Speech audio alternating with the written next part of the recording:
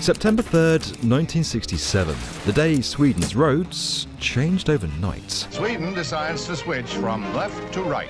It has nothing to do with politics, you understand. Known as Dagen H or H-Day, Sweden joined its European neighbours by reversing traffic patterns from driving on the left-hand side of the road to driving on the right.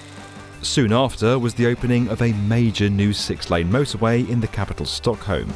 And today it remains the only major thoroughfare in the city. But with an increasing population and rising congestion, the road has since doubled its initial capacity.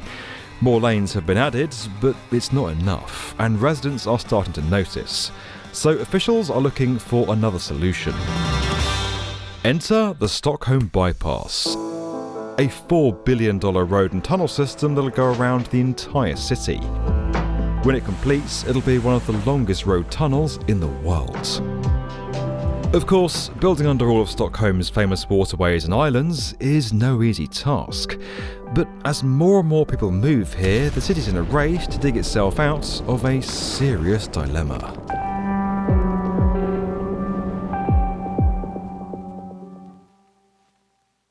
Stockholm, Sweden.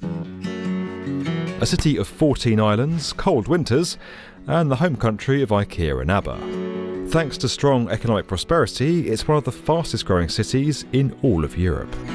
By 2100, the population is expected to swell by over 43% to nearly 3.5 million. Of course, more people means more traffic. While Stockholm does have an extensive public transit network, driving is still the most popular form of transport, and the roadways are starting to take a hit.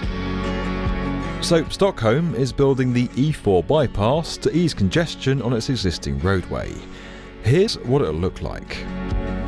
Starting south of the city of Skärholmen, the 21-km system, which includes a massive 18-km tunnel, is going to link up around to the north in Hagvik, diverting traffic west of the city centre. A twin set of tunnel tubes will carry 3 lanes of traffic each, along with 6 interchanges which will connect with existing roads and 2 roundabouts. At its deepest point, this route will sit nearly 100 metres below ground level. When it completes in 2030, this $4 billion project is going to be one of the longest road tunnel systems in the world. But this enormous project can't be built in a day. It requires incredible technical skill and knowledge in the field of engineering. Maybe you're curious about what it takes to gain these skills, or want a glimpse at some of the complex math behind the world's longest road tunnel system. Well, you could get a start thanks to today's video sponsor, Brilliant. Brilliant lets you learn by doing and offers thousands of interactive lessons in subjects like data analysis, AI, programming, and mathematics. Brilliant's learning platform is uniquely effective thanks to hands-on problem-solving techniques that are 6 times more effective than simply watching a lecture video. It trains your brain to think better rather than to simply regurgitate information. Learning every day is one of the best things you can do for yourself and is way better than endless scrolling. If you're interested in engineering, why not take the How Technology Works course, covering everything from GPS and video compression. You could learn why some YouTube videos take longer to buffer, like this one might have done. To try everything Brilliant has to offer for free for a full 30 days, visit brilliant.org/the B1M, scan the QR code on screen, or click the link in the description. You'll also get 20% off an annual premium subscription. Now, let's get back to one of the world's longest road tunnel systems. And you've only got a glance at a map of Stockholm to realise why constructing this route is so complicated. Digging a tunnel under land is one thing, but weaving in and out of waterways and deep underground presents entirely different challenges. To clear the route, workers began by drilling a ring of holes into the rock. These are injected with a mixture of cement and water so that once hardened, water can't seep in through any natural cracks. Then more holes are drilled and filled with blasting material. Piece by piece, the rocks are exploded away and scraped out, and the tunnel begins to take shape. It's going to take years just to excavate the 22 million tonnes of rock and sand needed to make way for the tunnels. Once it's all carved out, workers will reinforce the walls with rock bolts and spray them with concrete. It's then clad with an inner wall and outer ceiling to make doubly sure that no water can seep in. But not all the rock here is the same, and different parts of these tunnels presented different challenges.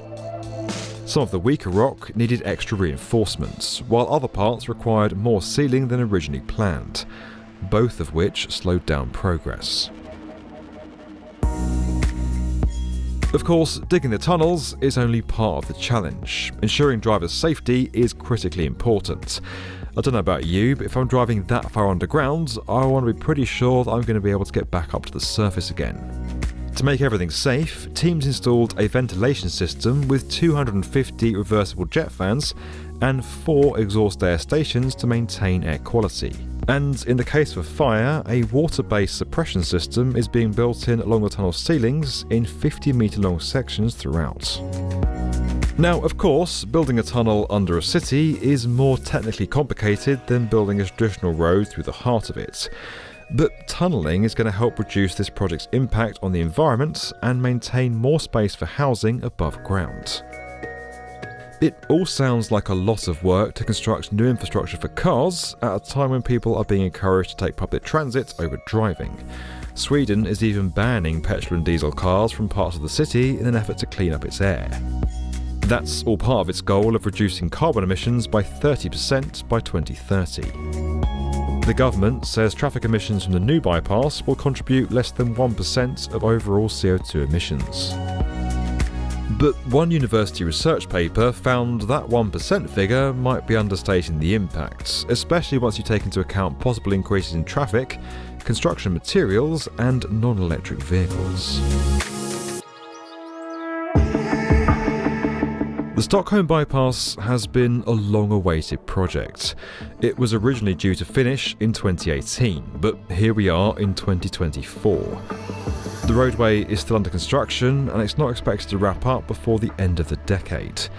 To make things worse, the country has blown through its initial $3.3 billion budget by nearly $1 billion due to contract cancellations, worksite safety issues, and politics. As Stockholm's population continues to rapidly swell, it might not have much more time for additional delays.